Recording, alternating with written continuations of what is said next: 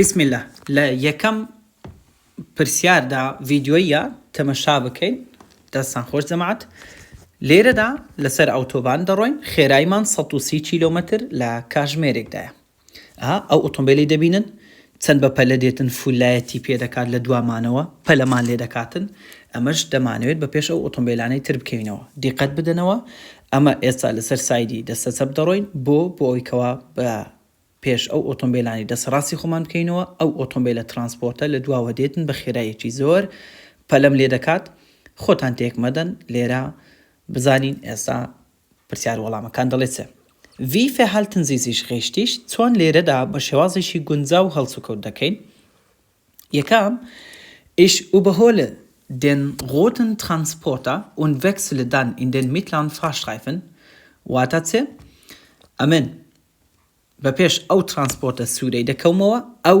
جا سایدی خۆم دەگۆڕم دەچمە سەر سایدی ناوەڕاست ئەوە یەکەمیان دووەم Ich fordere den nachfolgenden durch leichtes Bremsen auf, mehr Abstand herzustellen. واتە چێ نەرمە ئیستاپەچی دەکەم بەو مانایکەوە داوا لەو کەسەی بکەم ئەو کەسەی ئاگدار بکەم و بەو نەرمە ئیستاپەی کەوە مەودای زیاتر بکات لە بینی خۆی و بینی منەوە سێیەمیان Ich überhole den blauen PKW und wechsle dann in den mittleren Fahrstreifen.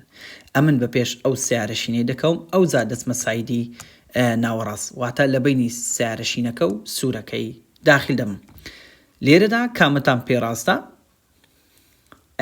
کۆمنتەکانتان ئێستا یەکەم دەستان خۆش زۆر چاکە هەمووتان دەڵێن یەکەم تەبعاً لێرەدا هیچ خۆتان مشەوش مەکەن با کابراش پەلەتان لێ بکاتن کەینێ بە پێش ئەو ترانسپۆرتە سوورەی کەوتنەوە ئەو کاتی سایدی خۆتان دەگۆڕن بچینە سەر پرسیاری دواتر Warum dürfen Sie jetzt nicht überholen؟ ئەوە حاڵەتەکەمانە لەبەرچێ ئێستا ڕێگە پێدراونین کەوا بە پێش بکەوینەوە لەبەرچێ ئێستا ڕێگە پێدراونین کەوا بە پێش بکەوینەوە یەکەم weil der Straßenbelag auf der linken Fahrbahnhälfte sehr schlecht ist. لەبەرەوەی ڕەوتی ڕێگاکە کە لە دەستە چەپ ئەو ڕێگای بۆ دەستە چەپ دەڕواتن دەڵێ زۆر خراپە ڕێگاکە ڕەوتی ڕێگاکە لێرەدا زۆر خراپە چۆن بڵێ ڕێگاکە نایەکسانی هەبیتن Zahl und Qortei habiten. Duam, weil ich möglichen Gegenverkehr nicht rechtzeitig sehen kann. لەبەر ئەوەی ئەمێن ئەگەر بێت و ئۆتۆمبیلی بەرامبەر بێت گێگنفێکێ بێت لە کاتی خۆیدا ناتوانم ببینم الحەمدولای امتحان تیۆریکەی ناجح بووم زۆر سپاس بۆ جەنابەت برا گەورە بەڕاستی هاوکار بووی سپاس خوشکە سەلوا یا ڕەبی پیرۆزت بیتن نەخشە لەو خوشک و برایانە بیت ئینشاءالله بۆمە جێگای دڵخۆشیە کاتەکەوە خوشکان و برایان بەو شێوازە فیدباکمان دەدەنەوە بەو شێوازە پێمان دەڵێن خەبەری خۆشمان پێ دەدەن کەوا ناجح بووینە یەڵا گوتمان weil ich möglichen Gegenverkehr nicht rechtzeitig sehen kann واتە ئەگەر بێت و ئۆتۆمبیلی بەرامبەرم بێتن لە کاتی خۆیدا ناتوانم ببینم بۆ چونکە چەند ئۆتۆمبیلێک لێرە پارکیان کردیە سێم weil die Radfahrerin nach links abbiegen konnte ئەو پاسکل سوارە دەکرێت ئەویش وەکو ئەو پاسکل سوارەی بۆ دەستە چەپی خۆی بسوورێتەوە پێچ بکاتەوە کەواتە لەو سێ وەڵامەی یەڵە جەماعەت کامەتان پێڕاستە ئێستا تماشای کۆمنتەکانتان دەکەم ئێستا کۆمنتەکان بنووسن لە کاتی شەرحیەکەی زیاتر چاومە سەر شەرحیا دەکەیە کاک ئەیوب دەرێت سێم خوشکە شیلان دەرێت دووەم و سێم نودام دووەم و سێم چیتر دووەم و سێم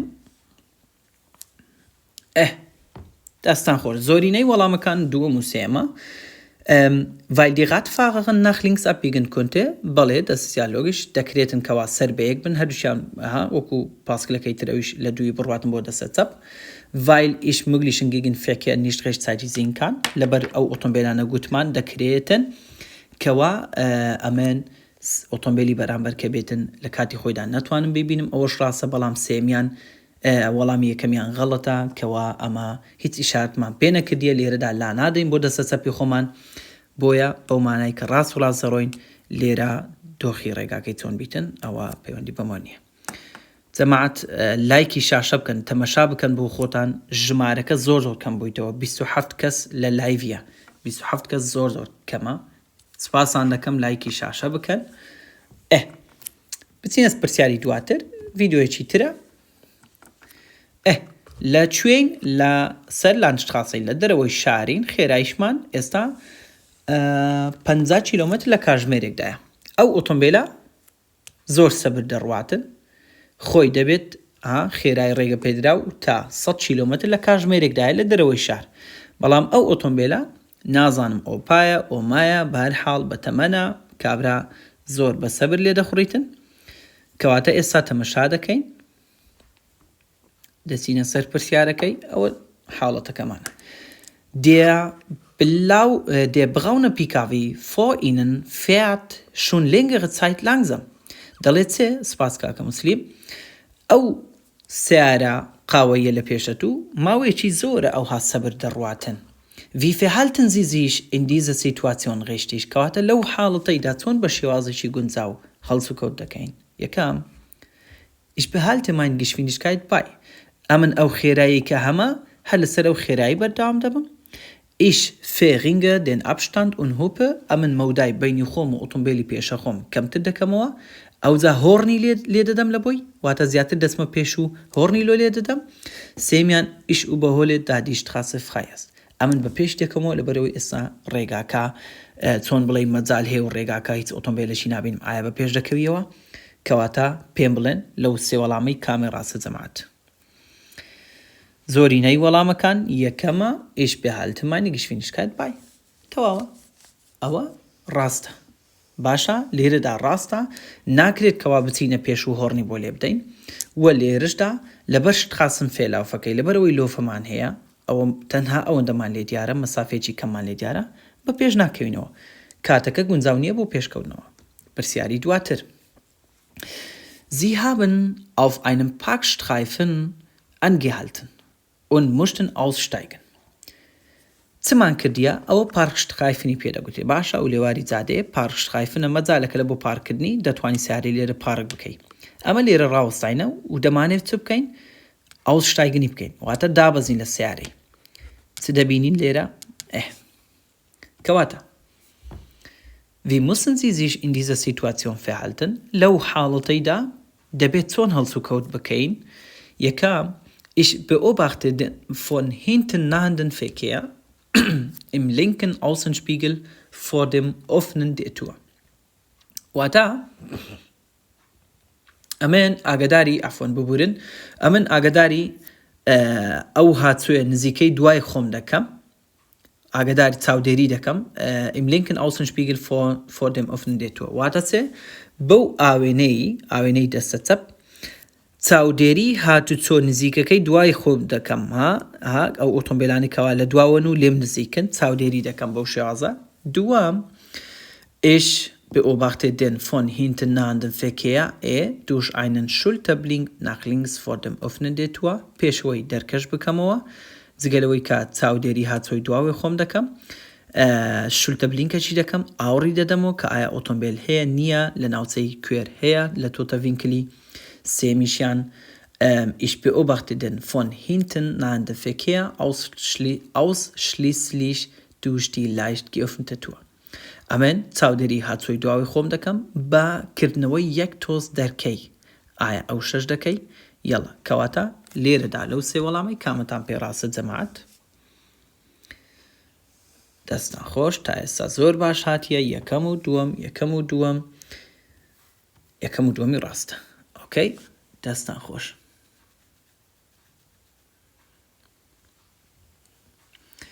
خوشکە ئاواز یاخود نازانم ئەو برا بە ڕێزێ یاخود ئەو خوشکەیە، بە هەر حاڵ ئینشاءڵڵا ئاسان دەبی متابعەمان بکە، چ بە لایڤەکان بیت چ بە ڤیدیۆکان بیتن و ئەگەریش پەلەت بیتن بە کۆرسیش دەتوانی لەگەڵمان بی. کۆرسی تایبەتیشمان هەیە ئینشاءڵڵا، ئەوە کار ئاسانیت بۆ دەکەین لە شەرحیاتەکاندا. چین سەر پرسیاری دواتر. Worauf müssen Sie sich in dieser Situation einstellen؟ ئەرێ لەو حاڵەتەیدا ئەم پێویستە لێرەدا خۆم بۆ شتێکی ئامادە بکەم. چم هەیە؟ لە پێشە خۆم ئێلکاڤێکی زێر ڕاوەسایە، کابرا دەرکەی کردیتەوە، هێشتا بازی نەداتە سەرجادەی، جێبەک لە دوای ڕاوەسایە و دۆخی هاتۆش نالەبارە، تۆزێک نادیارە بۆ چونکە ئەمن ئەوە ئۆتۆمبیلە بە تایبەتی ئێلکاڤیەکە ڕێگرە. Das Gegenverkehr auftaucht. دەکرێت لێرەدا ئۆتۆمبیلی بەرامبەر بە دەربکەویت. دووەم dass der LKW-Fahrer auf die Fahrbahn springt. بۆی کەوا شۆفێری ئێلکاڤیەکەی دەکرێت باس بداتە سەر جادەکەش. سێمیان دەستفێکیە سایشن دووشتێن ئێلکاوی فێردێکچن. دەشکرێت هێمای هاتوچۆ هەبیتن کەوا ئێلکاڤیەکە ڕێگر بیتنها بەهۆی قەبارەی ئێلکاڤیەکەەوە هێمای هاتووە بیتن نەبینیم. کەواتە ئێستا تەماشای کۆمنتەکانتان دەکەم. دەستان خۆش ئالس ئەلس ئەلس ئەسکان نیچ ئەندەزاین ئاوسەدیت غای هەرسێکی لێرەدا ڕاستە. دەستان خۆش. پرسیاری دواتر Der vorausfahrende hindert sie seit längerem am Überholen. ئەو ئۆتۆمبیلەی پێشە خۆمان ئەو ئۆتۆمبیلە شینە ماوەیەکی زۆرە ڕێگریت لێ دەکاتن بۆی کەوا ئەتوش بە پێشکەوە بەو مانای کەوا بە خێرایکی کەم دەڕواتن هاتە سەر سایدی دەسە چەپ بە خێرایکی کەم دەڕواتن ڕێگرە لێمانەوە. کەواتە wie verhalten sie sich richtig چۆن بە شێوازێکی گونجاو ئێستا هەڵسوکەوت دەکەین. یەکەم Ich huppe und blinde mehrmals lange auf Lichthupe. ئەمن هۆڕنی لێ دەدەم و دەستیشم زۆر لەسەر فولایەتی بۆ دادەنێم وەکو ئەو ئۆتۆمبیلەی پرسیاری یەکەم و دوم بوو چ بوو لە بۆی کردین لە دواوەها هەر فولایەت و فولایەت و فولایەت ئایا وا دەکەی. دووەم Ich fahre dichter auf. ئەم زیاتر لی نزیک دەبمەوە ئایا وا دەکەی. سێمیشان Ich warte bis ich überholen kann. سەبرم دەبیت تەحملم دەبیتن هەتا وەکو بە پێشی دەکەمەوە. کەواتە لەو سێ وەڵامەی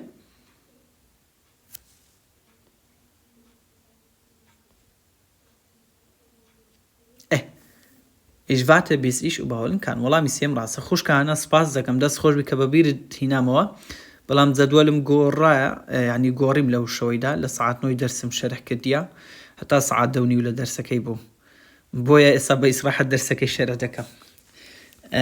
کۆرسەکە کاتەکەیم نێزی کردیتەوە 2 ساعتم هینایتە پێش. پرسیاری دواتر Sie möchten geradeaus weiterfahren. Wie verhalten Sie sich richtig? ئەلێرەدا دەمانەوێت ڕاست و ڕاست بڕۆین. ترافیکمان هەیە ئۆتۆمبیل لە دەسە ڕاستمان هەیە واگەریش عفوەن ئەگەر لەسەر سکەکەش بەردەوام بین ئەو ئۆتۆمبیلەشمان ڕاوەستایە بۆی مەجالێکی وەرگری بۆ دەستە چەپی خۆی بڕوە. ئەمە دەمانەوێت بۆ چێ بڕۆین ڕاست و ڕاست بڕۆین نەک بۆ دەستە چەپ. کەواتە لێرەدا چ دەکەین. Ich überhole das neben mir fahrende Fahrzeug und wechsle den Fahrstreifen zu der Kam. بەپێش ئەو ئۆتۆمبیلە ڕەشەی دەکەمەوە کە لە دەستە ڕاستی خۆمە ئەو جا سایدی دەگۆڕم بۆ دەستە ڕاست ئایا شتیوا دەکەی. دووەم Ich wechsle bei einer ausreichenden Verkehrsluke nach rechts. ئەمن کە مەسافەیەک مەجالێکی تەواو هەبوو ئەو کاتی سایدی دەگۆڕم بۆ دەستە ڕاست. سێمیان Ich bleibe zunächst in meine Fahrstreifen. واتە یەکەم خوتووە ئەمن لەسەر سایدەکەی خۆم دەمێنمەوە. ئۆکەی ئەوجا سایدی دەگۆڕم بۆ دەستە ڕاست. کەواتە لەو سێ وەڵامەی کامی ڕاستە جەماعەت لەو سێ وەڵامەی کامی ڕاستە.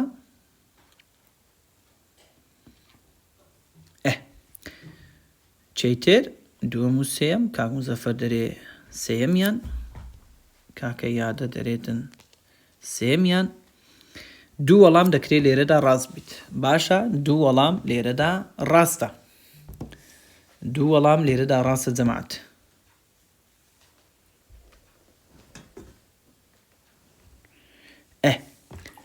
لێرەدا دووەم و سێمی ڕاستە. ئۆکەی. پرسیاری دواتر welches Verhalten ist hier richtig کامە هەڵسوکەوت لێرەدا ڕاستە. تەمەشا بکەین کامە هەڵسوکەوت لێرەدا ڕاستە. ئەو هێمای هاتووێمان هەیە. ئۆکەی. لێرەدا ئێستا دێنەوە سەر ئەو پرسیارت باشە. لێرەدا جەماعەت ئەو هێمایەمان هەیە پێم بڵێن چێ یەکەم کەس دەڕوات چێ دووەم چێ سێم. يلا لايكيش ناروات لايك زور كذا باسكا دواي من باسكا يكم بو باسكا جماعت يكم كس شلير دا چه درواتن ما طورك يكم تو دوم باسكا سيم كاكا يادا ودلوانيا كاكا يادا ودري بس هێمای ماتۆڕەکە دیارنیە شپیل کاینە غۆلە هێمای ماتۆڕەکەش دیار نەبیتن تەمەشاکەن ئەوە تە سێگۆشەیەکە سەری لە سەرێک کەواتە چیتی مادام ئەمن ئەولویەتم هەبیت و ئەوەش ئەولویەتی هەبیت تەمەشاکەن بە دیقەت بن لە ڕسمەکان جەماعەت چ هەیە عینەن سێگۆشەکە سەری لە خوارێ ئەمە لە چوارڕیانە چینەکەوە دوو ساید دەبێت سایدی من و سایدی بەرامبەر هەمان حاڵەتیان هەیە سایدی دەسەڕاست و دەستە چەپیشم هەمان حاڵەتی هەیە کەواتە مادام ئەمن ئەولویەتی دەبێت بە جادەکەی بدەم پاسەکەش دەبێت بە جادەکەی بدات بە دەسەڕاست و دەستە چەپ لێرەدا سپاسان دەکەم دەستان خۆش کەواتە لێرەدا ئەمە لێرە ماتۆڕەکە یەکەم کەس دەڕوات بۆ ماتۆڕەکە لەو چوارڕیانەی ئەولویەتی هەیە دەستە ڕاست و دەستە چەپمان ئەولویەتیان هەیە چمان هەیە لێرەدا بەس دەستە چەپمان هەیە ماتۆڕەکە یەکەم کەس دەڕوات ئەدی ئێستا پێم بڵێن کەواتە یەکەم کەس لە من و لە پاسەکەی کامە دەڕوا هەردووکمان یەک حاڵەتمان هەیە پاسەکەش هەمان سێگۆشەی هەیە کە سەری لە خوارەیە کامە دەڕوات ئیش کاک سیروان دەرێتن پاسەکە چیتر دەرێ پاسەکە پاس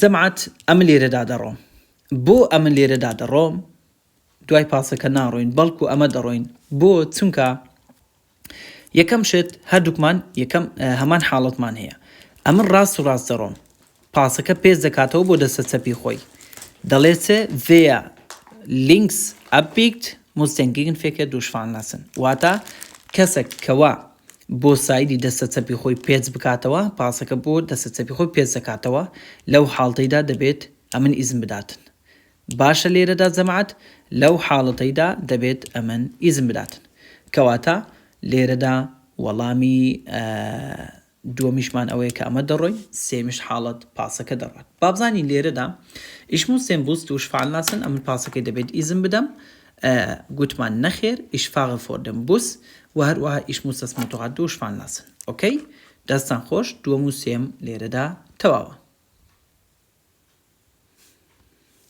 چێ بوو ئەو برایەکە گوتی خەتەکە لێرەدا پچڕ نییە دووشکی چۆگنە لینیە دووشکی چۆگنە لینیەمان نییە لێرەدا لەو مەجالەیدا دەتوانین جەماعەت باشە دەتوانین بچینە دەسەڕاستی خۆمان لێرەدا باشە بۆ چکە هەم ئەو سیارە ڕێگرە هەمیش لێرەشدا مەجالت هەیەکەوە داخیل ببیەوە ئەوەکو زانیارێکی کورت چکە کۆمنتێک بوو گوتم جوابی دەدەمەوە پرسیاری دواتر Sie möchten die Autobahn verlassen. Wie verhalten Sie sich in dieser Situation richtig? ئەمە لێرەدا دەمانەوێت لە ئەوتۆبانی دەربچین دەمانەوێت بچینە سەر ئەوسفاتی و لە ئەوتۆبانی دەربچین لەو حاڵەتەیدا چۆن هەڵس و کەوت دەکەین حاڵەتەکەمان چییە ئەو سایدە شپێڕین کرایە ئەو سایدە قەپات کرایە پێمان دەڵێ بێزەحمەت سایدەکەت گۆڕ بۆ دەستە چەپی خۆت کەواتە لێرەدا چۆن هەڵس و کەوت دەکەین یەکەم ich fahre auf dem Seitenstreifen weiter ئەمن لەسەر لێواری جادەکەی بەردەوام دەبم لێرکانە ئەوە Seitenstreifenە لێواری جادەکەیە بەردەوام دەبم دەڕۆم وەکی کوردستان ئەوها لێ دەخڕم ئایەوا دەکەم دووەم ich wechsle auf den linken Fahrstreifen سایدی دەگۆڕم بۆ دەستە چەپی خۆم سێیەمیان ich beachte entgegenkommende Fahrzeuge ئاگداری ئۆتۆمبیلی بەرامبەرم دەبم ئایا لێرەدا لەو ئۆتۆبانی ئۆتۆمبیلی بەرامبەرت هەیە کەواتە ئێستا تەمەشای کۆمنتەکانتان دەکەم هەمووتان ڕقم دوو بەدڵمە دەستان خۆش بیتن لێرەدا سایدی دەگۆڕین دەچین سەر دەستە چەپی خۆمان ئۆکەی کەواتە پرسیاری دواتر warum dürfen Sie hier nicht überholen لەبەر چێ سپاس کاکە ڕۆژ بە خۆت دڵی لەبەر چ لێرەدا چییە ڕێگە پێدراونین بە پێش ئەو پاسکە سوارانە بکەوینەوە لەبەر چ ئێستا ڕێگە پێدراونین بە پێش ئەو پاسکە سوارانە بکەوینەوە یەکەم weil die Leitlinie nicht überfahren werden darf Leitlinie ئەو هێڵەی ناوەڕاستە لەبەر ئەوەی ناتوانین ئەو هێڵەی ناوەڕاست ببەزێنین سپاس ڕێزداری براکەم دەستەکانت خۆشبیت خۆت عەزیەتدا ئەوە یەکەم دووەم weil der Seitenabstand zu den Radfahrern zu gering wird. واتە چێ لەبەر ئەوەی کاتێک کە بە پێش ئەو پاسکە سوارانە دەکەومەوە بینی خۆم و ئۆتۆمبیلەکان چکە دەبی مەترێک و نیو دەمێ ناو شارە زۆر کەم دەبیتن سێیەمیان weil eine Gefährdung des Gegenverkehrs möglich ist. و دەشکرێتن لێرەدا مەترسی بۆچێ دروست بکەین بۆ سەر ئۆتۆمبیلی بەرامبەر بۆ چکە دەکرێت ئۆتۆمبیلی بەرامبەر بێتن. یەڵا لێرەدا کامەتان پێڕاستە جەماعەت؟ دووەم و سێیەم خوشکانە سپاس دەکەم ئەوانەی کەوا شەیر دەکەن سپاسان دەکەم ئیمان دەستان خۆش بیتن. ئۆکەی زۆرینەی وەڵامەکان دووەم و سێمە ماقولە دووەم و سێم لێرەدا تەواوە. ئۆکەی لایت لینیەکەمان لێرەدا wir haben hier kein durchgezogene Linie لێرەدا یعنی هێڵێکمان نییە کەوا پچر پچر نەبیت بەڵکو هێڵەکەمان پچر پچرە. ئۆکەی یەڵا چین سەر پرسیاری دواتر. Die Radfahrerin musste geradeaus fahren. Wie verhalten Sie sich hier richtig? ئەو پاسکت سوارە دەیەوێتن ڕاست بڕواتن. کەواتە چۆن هەڵسکۆ دەکەی بە شێوازێکی گونجاو؟ ئەنگۆبن چ دەکەن؟ ئەنگۆبن چ دەکەن جەماعەت؟ بە پێشی دەکەومەوە یاخود لە دوای دەمێنمەوە؟ ڕقم یەک دەڵێ بە پێشی دەکەمەوە، ڕقم دوو دەڵێ لە دوای دەمێنمەوە. هەمووتان دەڵێن ڕقم دوو. دەستان خۆش بیت لێرەدا پاسکە سوارەکە ئیزن دەدەین دەڕوات ئەو جامە پێچ دەکەینەوە با ئەو لەوێچمانەوی بەڵام ئەو لە پێشە خۆمانە. ئۆکەی دەبێت لێرەدا پاسکە سوارەکەی ئیزن بدەین کەوا ئەو تێپەڕ بیت. یەڵا دووەم لێرەدا ڕاستە بچین سەر پرسیاری دواتر. جەماعەت لایک بڕواتن تکایە لایکی شاشە بکەن خوشک و برای زیاتر بێت داخیل بیتن سوودمان لێ ببینی ئینشا ئەڵڵا. دەیگەینە پازە پرسیاری و ئەو شۆ کۆتایی پێدەینین. ئۆکەی پرسیاری دوازدە wie verhalten Sie sich jetzt richtig؟ ئێستا چۆن بە شێوازێکی گونجاو هەڵسوکەوت دەکەین حاڵەتەکەمان چییە؟ لێرەدا جەماعەت هەم ترافیکمان هەیە هەم هێمای هاتچۆمان هەیە بەڵام شتەشی زۆر خصوصمان هەیە ئەویش چییە؟ مرور لە ناوەڕاستی چوارڕیانەکەی ڕاوەستایە. لە بیریشی مەکەن مرورەکە تەنیشتی لەمەیە. ئۆکەی کەواتە بۆ مە چ ئاماژەیەشی دەگەینیتن ئێستا. یەکەم ich überquere die Kreuzung vorsichtig ئەمن بە وریاییەوە لە چوارڕیانەکەی تێپەڕ دەبم دەڕۆم دەپەڕمەوە. دووەم ich lasse das grüne Fahrzeug zuerst fahren ئەمن ئەو سیارە سەوزەی سەرەتای یەکەم جار ئیزن دەدەم. سێمیان ich warte vor der Kreuzung auf weitere Weisungen des Polizeibeamten لە چوارڕیانەکەی چاوەڕێی ئاماژە و هێمای زیاتر لە پۆلیسایەکەی دەکەم. ئایا لەوێ چاوەڕێ دەکەی؟ کەواتە وەڵامی یەکەم ڕاستە. کەواتە دەستان خۆش بی تێگەیشتنە لەوەی کەوا ئەگەر بێت و مرور تەنیشتی لەمە بیتن لەو حاڵەتەیدا واتە بڕۆ. ئۆکەی سینگی لەمە بیتن وەکو ئەوەی سینگ و پشتی لە دەسە ڕاست و دەسە چەپی مەیە ئەوان لە بۆیان نییە بڕۆن. ئۆکەی چێ و چێ لە بۆیان هەیە بڕۆن ئەمن و بەرامبەرەکە. کەواتە بچینە سەر پرسیاری دواتر. Sie möchten nach links abbiegen. Welche Fahrlinie müssen Sie einhalten? لێرەدا دەمانەوێت بۆ دەسە چەپی خۆمان چ بکەین؟ پێچ بکەینەوە. کەواتە سێ هێڵکاری لە بۆ مەکردیە لە بیریشی مەکەن لێرە هێمای هاتچۆمان هەیە. کەواتە لەو سێ هێڵکاریەی کامەی دەچینە سەر کامە هێڵکاری بۆ دەسە چەپی خۆمان پێچ بکەینەوە دەچینە کامە هێڵکاری. یەکەم دەڵێت die linke Fahrlinie هێڵی دەسە چەپ die mittlere هێڵی ناوەڕاست یاخود die rechte هێڵی دەسە ڕاست. کەواتە هەمووتان دەنووسن یەکەم دەستان خۆر بیت چکە ئاینبانشخاسەمان هەیە ئۆتۆمبیلی بەرامبەرمان نییە لەو حاڵەتەیدا die linke Fahrlinie باشە هێڵی دەسە چەپی خۆمان ئاینبانشخاسەیە. کاک نزار بە خێراتی براجان ئینشەڵڵا نەجاتتان دەبیتن بەردەوام بن. ڕێزاری کاکە ڕۆژ عەزیزی برام سوپاست دەکەم چاوەکەمی. ئینشاءڵڵا ئەمەش هەدەفمان وایە کەوا خوشک و برایەکی زۆر سوودمان لێ ببینیت. Welches Verhalten ist richtig؟ کامە هەڵس و کەوت لێرەدا ڕاستە؟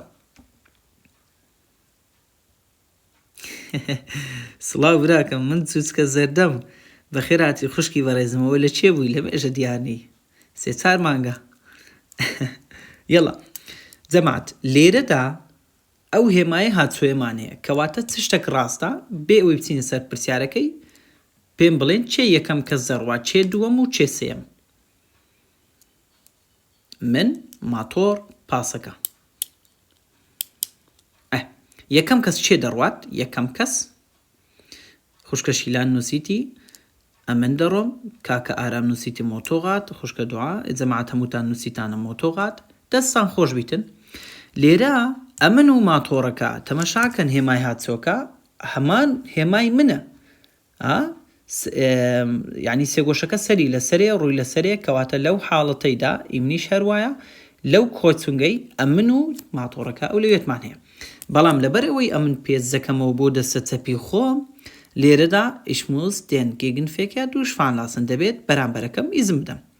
لێرەدا پێویستت نەمایەوە لۆیە سەلامان لێ ناکەی خوشی من دەرچوو ئیشاڵڵا. کەواتە لێرەدا دەستان خۆش بیتن، لێرە ئەمە ماتۆڕەکە ئیزم دەدەین. پرسیاری دواتر دەست خۆش خوشکی من، پرسیاری دواتر لە من و لە پاسەکەی کامەمان دەڕۆین جەماعەت؟ لە من و لە پاسەکەی ئێستا کامەمان دەڕۆین؟ ئەوەم پێ بڵێن. کاکەنزار دەست خۆش. ئەمن دەڕۆم لێرەدا تەواو. کەواتە لێرەدا ئەمن دووەم کەس دەڕۆم، پاسەکە سێمیان. Ich fahre vor dem Bus, ja klar. Ich muss das Motorrad durchfahren lassen, das ist auch schon auf jeden Fall. Ich muss den Bus durchfahren lassen, پاسەکە ئیزم دەم نەخێر. پرسیاری کۆتایی بۆ ئەم شەو کۆتا پرسیار جەماعەت. دەستان خۆش بی، سپاسان دەکەم تکایە لایکەکان بەرەو سەرەوە ببەن. ئێستا لە ئۆتۆبانین، لە دوای ئێلکاڤیەکی دەڕۆین کەوا هەموو ئۆتۆمبیلەکان هەرچی دێ تێپەڕ دەبی، بەس ئەمە گیرمان خواردێ لە دوای چەندی نزیک دەبینەوە خێرایمان کەمتر دەبتەوە. سەرەتا خێرایمان خوار 100 کیلۆمەتر لە کاتژمێرێکدا. دیقەت بدەن لێرە هەروە خێرایمان کەم دەکەینەوە بۆ چکە چەقینە ئۆتۆمبیلیش هەروادی و تێپەڕ دەبی، کەواتە ئەمە ئێستا دەبێت چ بکەین؟ ئەوە چوینە سەر ئاوگابنstellungەکەی. دەڵێت چ پرسیارەکە؟ Sie möchten das vor Ihnen fahrende Fahrzeug überholen. Was ist hierfür erforderlich? ئەمە دەمانەوێتن بە پێش ئەو ئێلکاڤیە پێشە خۆمان بکەوینەوە، کەواتە لێرەدا چ شتێک ڕاستە؟ لێرەدا چ شتێک ڕاستە؟ یەکەم Ich muss meine Überholabsicht durch Blinken anzeigen. کاتێککە بمەوێ بە پێشکەومەوە دەبێت چ بکەم؟ مەبەستی خۆم، مەبەستی پێشکەوتنەوەم بە ئیشارەت نیشان بدەم. ئەوە یەکەم. دووەم Ich muss meine Geschwindigkeit wesentlich erhöhen. ئەمن دەبێت خێراییەکەم بە شێوازێکی بەرچاو زیاد بکەم. سێمیان Ich muss den rückwärtigen und seitlichen Verkehr beobachten. ئەمن دەبێتن ئاگاداری هاتچۆی تەنیشتەکانی خۆم بم، تەنیشتی خۆم بم و هەروەها دواوەش بم، واتە چاودێری هاتچۆی تەنیشتە خۆم و دواوەش بم. کەواتە دەستان خۆش بی، کۆمنتەکانتانم دیت، هەر سێشی لێرەدا ڕاستە. بەو شێوازە کۆتایی بە شەرحیاتەکەی دەینین، بازە پرسیارمان حەل کرد. ئینشاءڵڵا بوویتە مایەی سوود بۆ هەموو خوشک و برایانە. ئەوانەی کە تازە لایڤی مەدەبینن بە خێراتنیان دەکەین، متابعەمان بکەن، ئینشاءڵڵا سوودی زیاتر دەبی لە بۆ هەمووتان. دەستان خۆش بیتن، سپاس بۆ هەموو لایەکی. هیچ شتێک زەحمەت نییە. زەحمەتیەکە لەوەیدایە کە دەست پێ بکە، بەڵام کە دەست پێ کرد و قۆڵت لێ هەڵماڵی دڵنیا بە زۆر زۆر ئاسان دەبیتن. سپاس. ژیان لە ئەڵمانیا براجان، دەست خۆش بیتن. کەواتە دەستی لێ هەڵکەن و بەلایەن خۆشمەوە هەر پرسیارێک هەر شتێکتان هەبیتن دەتوانن بە هەموو شازێک لە خزمەتتان دامە بەتوانن پرسیار بکەن، جا چ بە چات بیتن، چ بە ڕۆژانە لە لایڤی بیتن، چ بە ڤیدیۆ بیتن، چ بە وەتسئاپ و گروپی تایبەت و دەرسی تایبەتیش بیتن. ئەمن بەجێتان دێڵم، خۆشحاڵ بووم. تا سبەی شەوێ ئینشاءڵڵا لەبیری مەکەن، سبەینێ سەعات 2:30 شەوێ دێمەوە خزمەتان ئینشاءڵڵا. کاتێکی خۆش، تا سبەینێ، خواحافیزتان بێ.